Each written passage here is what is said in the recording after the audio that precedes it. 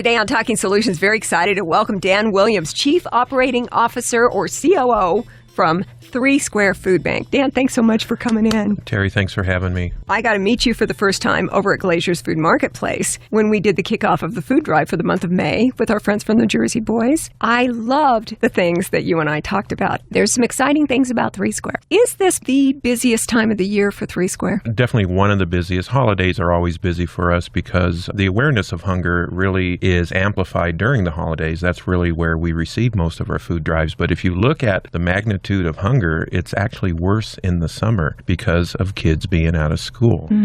I don't know if everyone is aware, first of all, size of the Clark County School District, which to my knowledge is the fifth largest in the entire country. Yes, absolutely. Here we have this massive amount of kids in school. The numbers that I heard most recently, is it 58%? 58% of all kids in CCSD schools are on free or reduced lunch. That's about 182,000 kids every day. That is very important. I'm a total nutrition nut, and I also understand if your nutrition and your food intake is not right, you're going to have a bunch of kids that are very hungry. It makes it difficult for them to focus, concentrate, and learn. Yeah. It's amazing what parts of the puzzle nutrition plays and food plays. Your body has to operate, and it operates on food. That's the fuel. So you have to feed it in the morning, and if you don't have proper nutrition, everything else is just a moot point. It's not going to happen. So we've got all these kids in the Clark County schools who are, during the school year, able to supplement what they're not getting enough of at home for a lot of reasons. Yeah, I mean, Monday through Friday, they have access to food.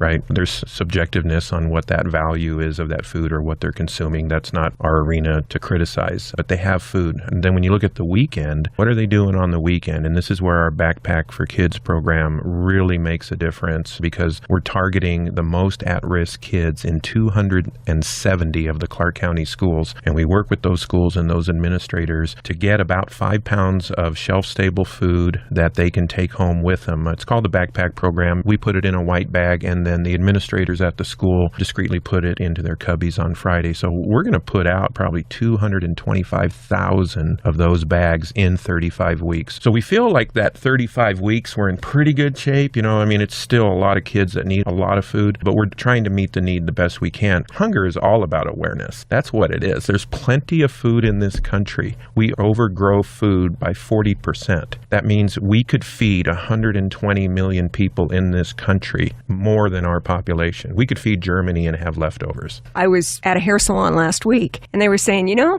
it's really nice that we share our food with people overseas, like kids in Africa and different needy places, and we send help. But his concern, the person I was talking to, was, but we've got to take care of the kids at home. It sounds to me like what you're saying, and by the way, we're talking with Dan Williams, the COO of Three Square Food Bank today on Talking Solutions. What you're saying is the food is there, but we need to raise the awareness.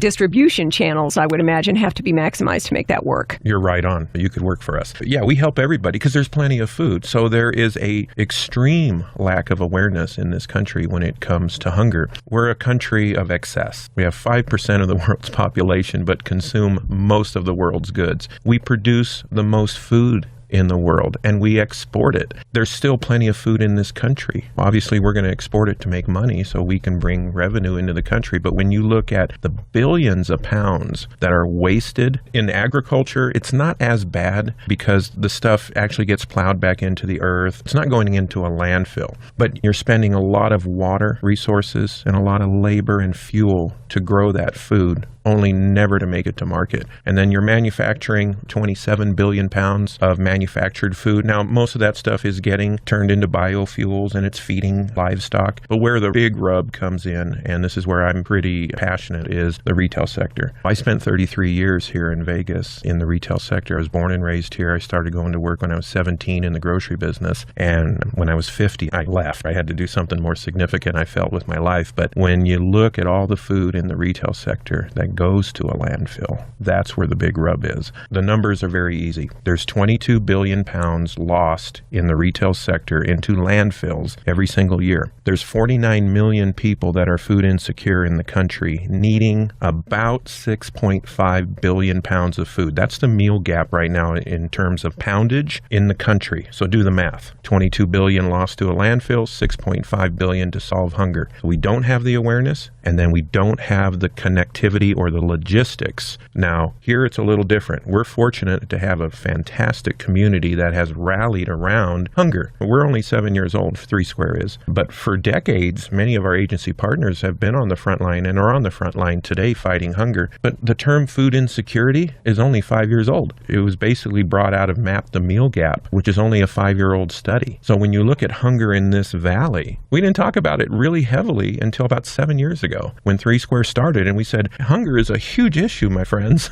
Let's get it together. And guess what? This community has been rallying for 7 years. Our agency partners are able to distribute more food because of this community. The people, the businesses, the corporations, they come together. So you're right on. It is an awareness issue. It's a solvable problem. Speaking of awareness, I would imagine we all know what this term, food insecurity, actually means. Quite simply, the person who is food insecure, be they children, adults, whatever, they just don't know where their next meal is coming from. They don't have regular access to food. We know what happened in 2008 with the mortgage crisis. That was really when we saw situational poverty. This is when mom and dad, they were making it okay, and one of them or both of them lost their job and they had to go on unemployment. Or maybe they got a job and they became underemployed. The bottom line is wages didn't keep up with what the need was. So you had situational poverty for one of the very first times in Las Vegas. I mean, 2003, 2004, everything's wonderful, right? Mm-hmm. 2,500 people move into town every month.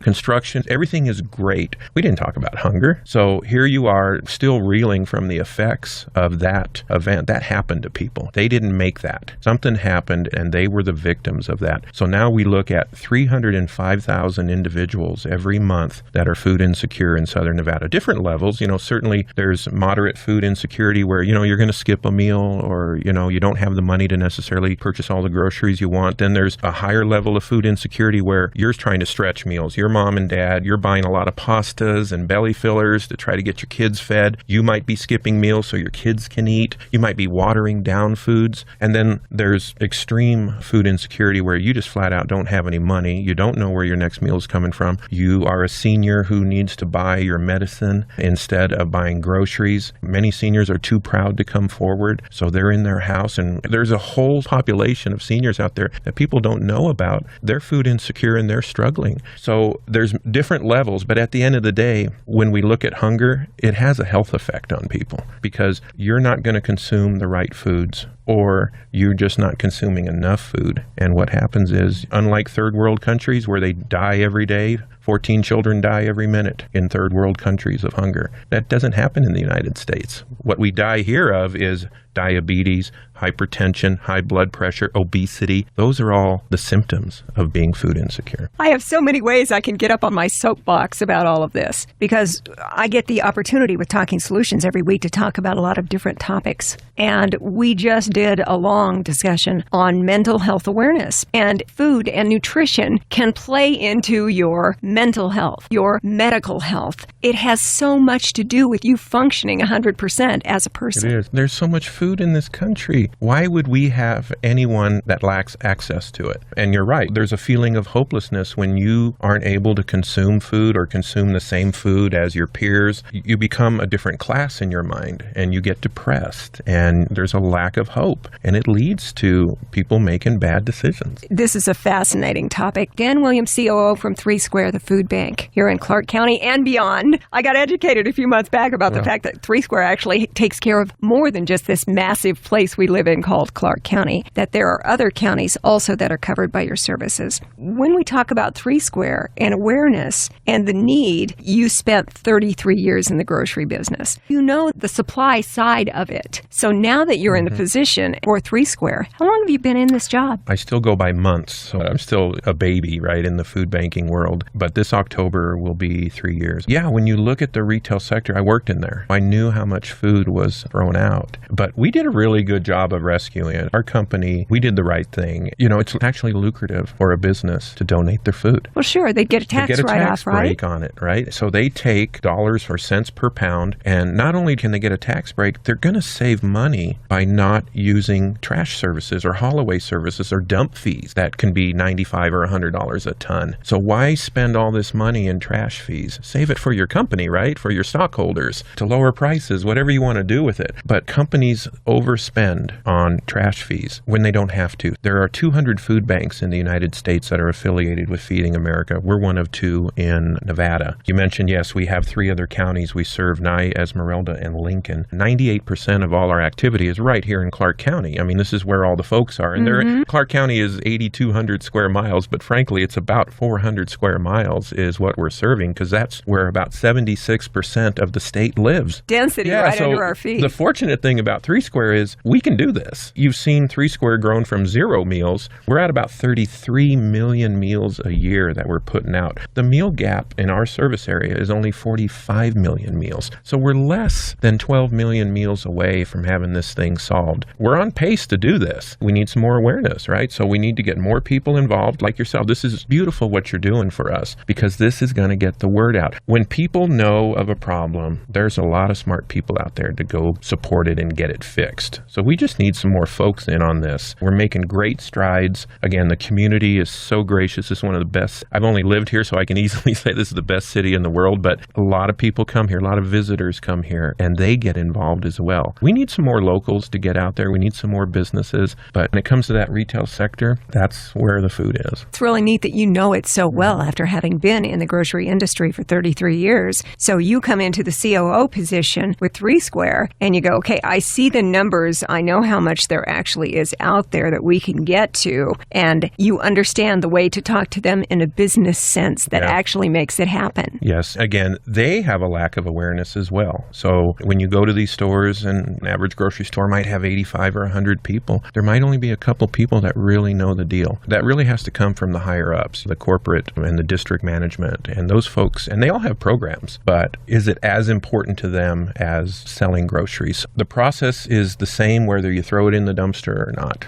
You're basically going through it and you're getting all the close-coded product or the out-of-date product, which is perfectly fine. This country has another issue with code dating. There's only one food in this country that's regulated by the government, and it's baby food, and for a good reason. But when you look at a packaged salad or a bread or a piece of meat in the meat case, there's a date on it. It's a best by date or a sell-by date. By. There's probably 50 variations out there, but the food is just fine. If you go to a grocery store, how dare that grocery store not have 2 layers high of peaches or apples or oranges, and they all better look really good, or you're not going to buy anything, right? That's how people get started with organics. They have to relax their expectation of what their perfect apple or tomato. We call it cosmetically challenged, right? That little nick on the orange or apple, still the apple is good, right? It's 99.7% of that apple is wholesome and nutritious. Yes. You know? Organics can be quite beautiful on their own. But when you realize that if you're dealing with an organic product, which I like to do that whenever possible, I think anybody pretty much would,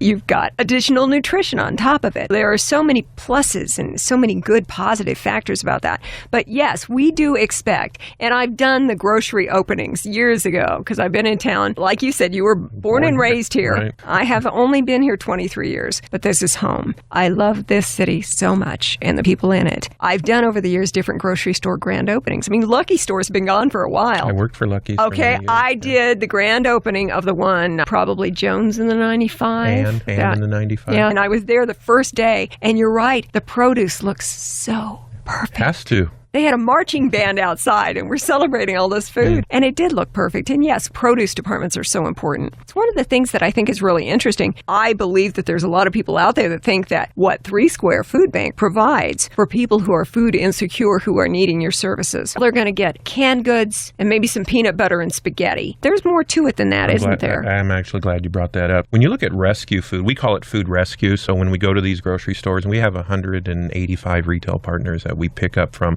Most of the big grocery stores we pick up 4 times a week. So we're there 16, 18 times a month. When you look at rescue, we're actually the #1 food bank in the nation year over year rescue. And again, it's because of the awareness factor we're putting into it. 2 years ago, we rescued less than 7 million pounds of food from the grocery stores. This year, we'll be very close to 14 million. So we've doubled that. But we still think there's 7 to 9 million pounds every year left to go to a landfill. So we got to fix that. Again, awareness. When you you look at food rescue, 65% of everything we rescue is fresh produce. Again, it's not going to be vibrant and beautiful and all the same size, and there's going to be some nicks on it. But when a person is food insecure and they're not eating anything, that orange that has a little nick on it or that apple that has a ding in it, it tastes good, and it is good for you. But when you look at meeting the needs of the community, and we mentioned 45 million meals is the need every year, and we're at 33, you simply would say to yourself, well, if we could go rescue the extra 7 or 8 or 9 million, we're almost there. 11 million meals, each meal is 1.2 pounds. So you have to times 11 times 1.2, you're into the 13 million-ish range. That's how much pounds you need. We could simply procure that produce from California, Washington,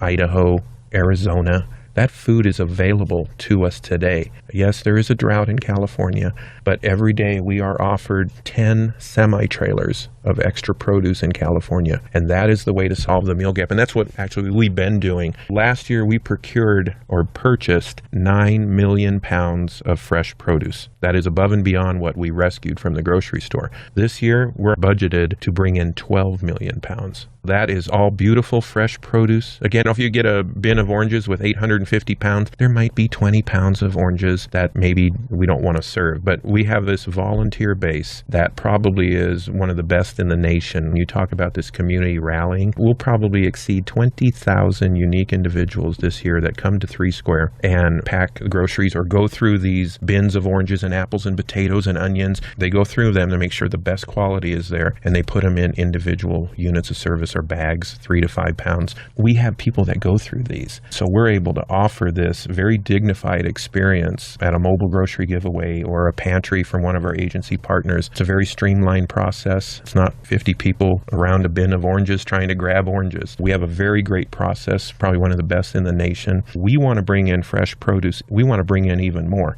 but it does cost money. That's really the gap. So when you say, let's just purchase 13 million pounds of produce, it's going to cost you about $2 million to do that. But we could do that. We have the infrastructure to support that. We have the agency partners that can do it, but they have to have a guarantee the food's coming. You know, we can't have 250 food insecure folks line up at an agency partner and say, we ran out of food, sorry. We've got to have that guarantee stream coming, and this is where the community can rally around us. Understand that 3 Square is the food bank. This is the big provider. Or the distribution center. Exactly. For all the agency nonprofits and faith-based groups in Southern Nevada that serve food to, well, currently the stats are 137,000 unique individuals every month. 3 Square is the parent that has all the food products and all these other groups that we're talking about, a lot of whom I see and talk to about. Catholic Charities, Salvation Army. Exactly. Yeah. Lutheran Social Services, Help Link of Southern Nevada. They're all, and I would imagine you've got dozens and dozens of different food pantries. 310. That's more than dozens and dozens. A lot of them. Basically, they come to you and you are able to provide to them at an incredible cost. Was I hearing 9 cents a pound? The food bank world, Feeding America infrastructure, the going rate for donated food is 19 cents a pound. Most food banks charge that. We don't do that. The only thing that we will ask for what's called a shared maintenance fee for, and again, it's only 9 cents a pound, that's our cap, is frozen goods and dry groceries. So donated frozen and donated dry groceries, 9 cents a pound. Everything else is free. It was a conscious decision because we opened in late 2007 and the economy was horrible. And there are food banks in the nation that rely on that 19 cents a pound. They might do 50 million pounds. So $10 million is coming to them to keep that food flowing. We don't have that. Last year, our budget was about $14 million and less than $240,000 was our shared maintenance fee. So when you really look at it, it's probably less than a penny a pound is our average cost, or the agencies, what they bear. So they bear that cost of less than 1 penny a pound. So we're giving it out, and it takes a lot of money to buy that stuff. But the fortunate thing is we're close enough to California. Again, we're not growing crops here.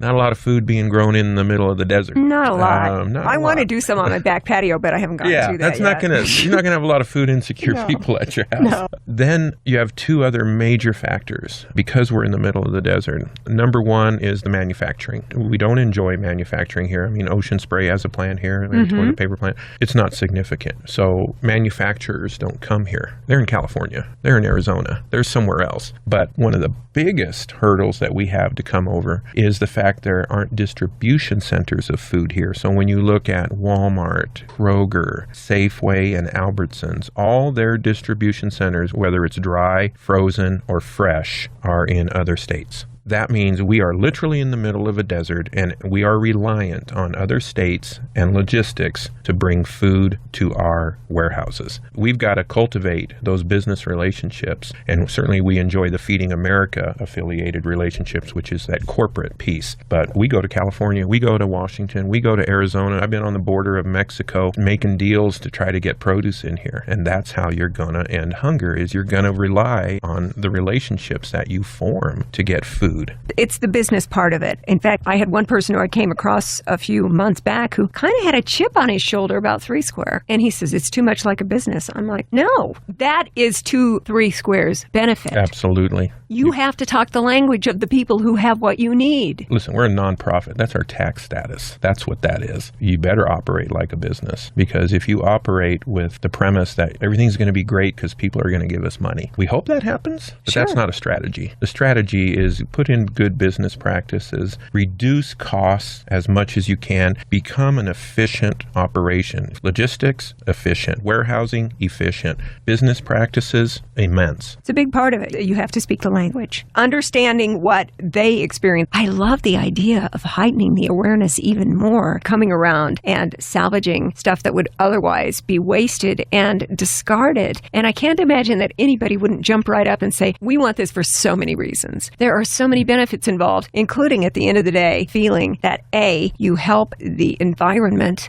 being really green and not wasteful, and you also help feed more people. Where is the downside here? There is no downside. It's really priceless. It's hard to put a price tag on that. You can come up with data and numbers that talk about how much food is wasted, but you can't follow the data on how much resources it took to grow the food, move the food, and now destroy the food in a landfill. That's just not a good business practice, right? And then you have all these folks that we could figure out how to get the food to. Here, we've got the solution. We've got trucks. We've got agency partners. We need a little bit more food. That's our problem here. There's some bigger challenges as far as the country goes, when you talk about these rural counties and trying to get food to a city of 10,000, smaller cities. And there's some challenges out there because not every food bank is as blessed as us to have the community rallying around them, right? We are very confident what we're doing here. We already know that it's having national implications. So Feeding America looks to us for best practices. There's 200 food banks in the nation. We just had 58 of them out in April over a 4-day period to kind of see what we're doing and then talk about best practices and how to do that. We have this wonderful kitchen. And again, this is why 3 Square was established, to feed kids in the summer.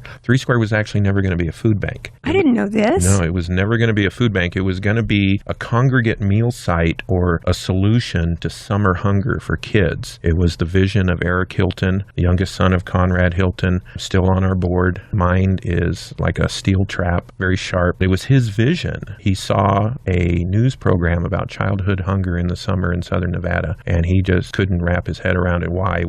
So 3 Square is his vision, and I'm sitting here today because of him, to figure out how to get kids fed in the summer. And when Feeding America learned of his energy around solving hunger, they tapped him on the shoulder and said, would you like to be the food bank? He had already formed the board. They were ready to go, and then they didn't know about food banking. Of course, he said yes. Experts from around the country flew into Vegas and got the food bank up and running. They did a fantastic job. Then as we continued to evolve and grow, we realized there was a lot more feeding just kids in the summer. We could do so much more. We have a beautiful kitchen, almost 5,000 square feet, including cooler space. Next year, we will be the #1 kitchen in the country under the Feeding America umbrella, producing fresh meals. We'll do over 2 million meals just out of that kitchen next year. I've always felt that Las Vegas has this sense of we can do anything. I believe that this city can do anything. And when we do it big and we do it flashy. Yeah. Okay, it's like, check us out. We know how to do this. To think that this is also happening when it comes to 3 Square Food Bank, this is exciting. So if you are listening to Talking Solutions today with Dan Williams, the COO from the 3 Square Food Bank, and listening to what we're saying about the incredible accomplishments of 3 Square Food Bank and how this is not just a little project here in Las Vegas, this is something that's getting the attention of food banks and Feeding America, the organization, all across the country. Because here in Las Vegas, once again, we're doing it. We're doing it well. A little big and a little flashy, just like Las Vegas. We can do this. And you said to me when I met you a few weeks ago at Glazier's Food Marketplace at a 3 Square event with the Jersey Boys, you said something that I found very exciting. I know that I'm just approximating what you said, but out of all the places in the U.S. that can solve hunger, Las Vegas can be the first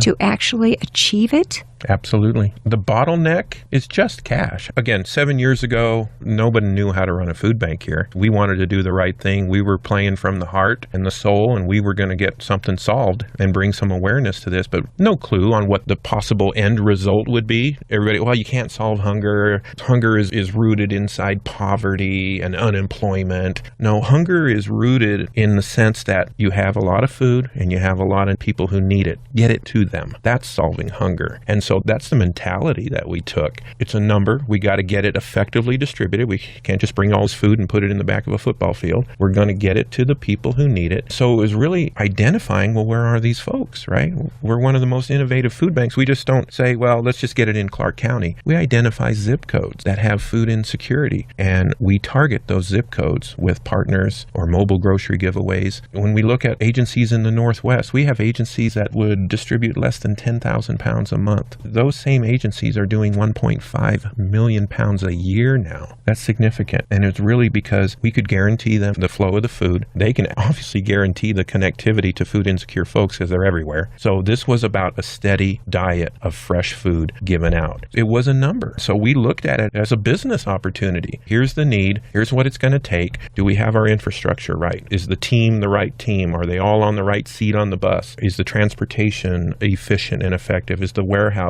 that way? Check. Yes, we got that. We got that. We got that. And now it was, okay, why don't we have enough food in the valley yet? Well, we need money. And that's really it. So Feeding America actually came in and helped us. They brought experts from the national office and they supported us, came down here. We've done a lot of studies over the last 6 months. We did agency surveys. If we can get you 100,000 pounds of fresh produce a month, will you be able to distribute it? Yes, yes, yes. Everything's a yes. So we've actually initiated this produce pilot called Just in Time or Push Model, where we'll bring in hundreds of thousands of extra pounds of produce every month, and we will distribute that above and beyond what we're doing today. And the key to that is most of these agency partners, they don't have trucks. They don't have walk-in coolers at their facility. They have the ability to bring 200, 400, 500 people together. Can we bring them that food? The answer is yes. So we determine in collaboration with that agency partner, okay, you're going to bring 200, 400 people. They're going to be here on a Saturday. We're going to bring enough food to give everybody 10 pounds. So if it's 400 people, we're bringing 40,000 pounds of food. We've been very successful in this. Feeding America piloted this with 4 food banks in the country. I'm happy to say that we put out over 300,000 pounds in our first month in this pilot, leading the nation. This is something that absolutely works. All it needs now is really just scale. Let's scale it up. Let's put 1 million pounds out every month, and we've solved hunger. Do you think maybe the resistance to somebody going, you can't solve hunger, is because in their mind, they're thinking hunger is a 365 kind of deal? It is. And that you take care of people for one meal, but it's going to come up all again tomorrow. You're right. It's an ongoing process. You're right. It never it's always goes been away. that way, right? Yes. Since the beginning of time, there's been hungry people, and there's always going to be people that need help. But this is why we were put on this earth, to help people. Mm-hmm. You can ignore the problem, and you can be the naysayer, and you can say how the government should take care of it, or somebody else will take care of it. But when you look at 1 in 6 people in this country that are hungry, we only need 1 of the other 5 people to buck up and do something about it. And that's whether you give money or your time or your voice. Our CEO likes to say, give an hour, give a can, give your time. Because if we have enough people working to fight it, we're going to solve it. Mm-hmm. We just don't have enough people yet. Mm-hmm. And that's lack of awareness. I feel so good about this discussion that we've had today on Talking Solutions with 3 Square Food Bank, because we're finding out that hunger in Southern Nevada is a solvable issue. It's a problem that doesn't have to be a problem. It doesn't. I was food insecure as a kid. I didn't even know it because I didn't know the term. There wasn't food in my house. So when I went to work for the grocery store at 17, I'm like, wow, there's a lot of food here. I'm in good shape. I'm never going to go hungry. If you didn't have a lot of food around when you were a kid, be like, wow, where could I go work? Grocery store. Grocery store. Everybody's got to eat, right? Yeah. I did get into the business that I'm in today, and again, there's a reason for it. So It was meant to be, wasn't it? Yeah, that was my calling. Yeah, you're in the right place.